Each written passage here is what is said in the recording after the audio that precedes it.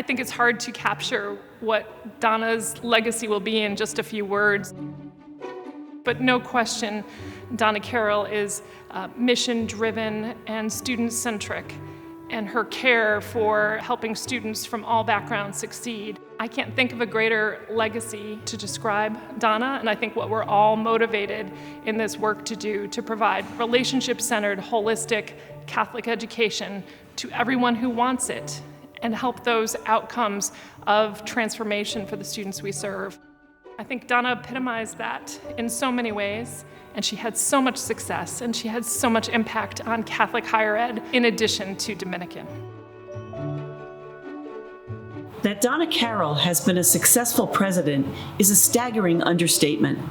Her leadership at Dominican University over a quarter century of dramatic and not always friendly change has been impressive and enviable. Consider Donna's courageous action on behalf of undocumented students. In true gospel spirit, she's been a trailblazer on that front, even when it's been controversial. Her integrity and courage seem always to illuminate the right path forward. Donna has been a national advocate for our most vulnerable student populations, whether they're students of color, students from disadvantaged socioeconomic backgrounds, students who are first-generation college students, and of course, our undocumented dreamers. To this extent, on a national level, she has called us to engage with, in a meaningful way, the social justice issues that are important for every Catholic college or university.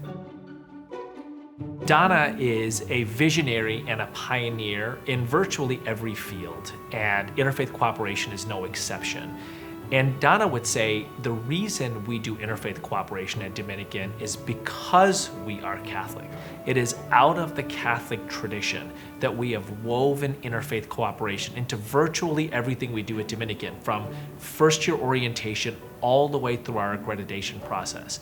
That is increasingly common for Catholic universities, but it should be said, Donna was the first. Excellencia in Education was involved in an early stage effort with multiple campuses in the Chicago area that was looking at how to address equity and close achievement gaps for students of color. I didn't really know Donna, nor did I know much about Dominican, but I quickly was very curious and was very impressed.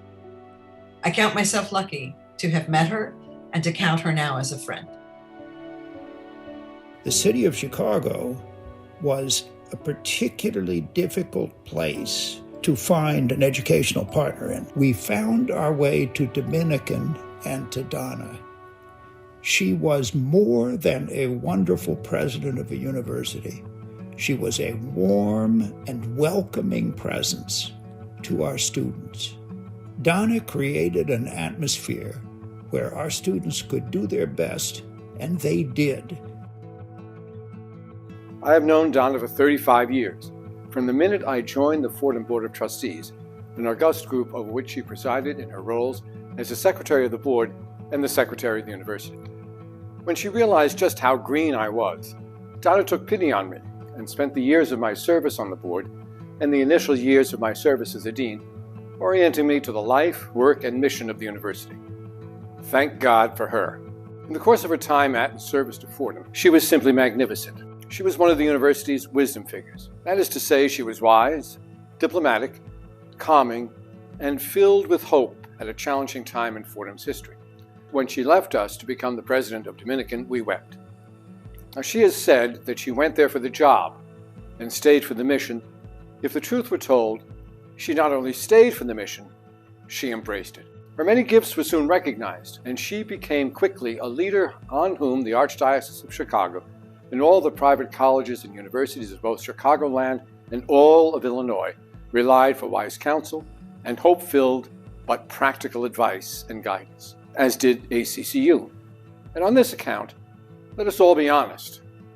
Donna has energized all of us. We all look forward to seeing how you redefine retirement now. We also look forward to hearing more stories from the front.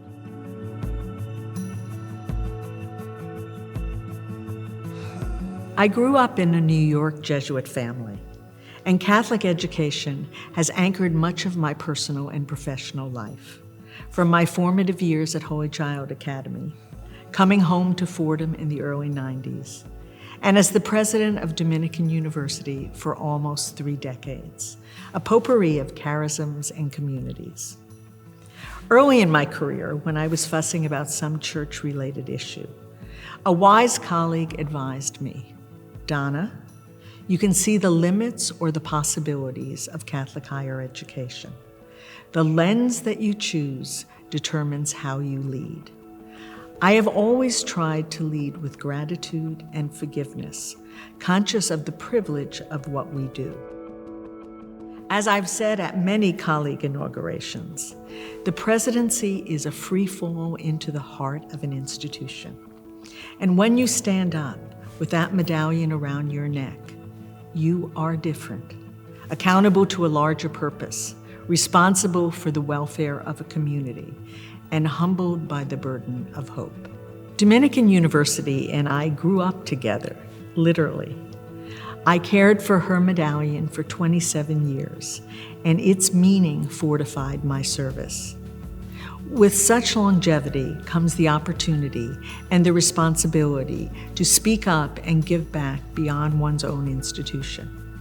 I have tried to do both with conviction and good humor. The fact that you, my colleagues, recognize my contributions is an enormous gift. Thank you.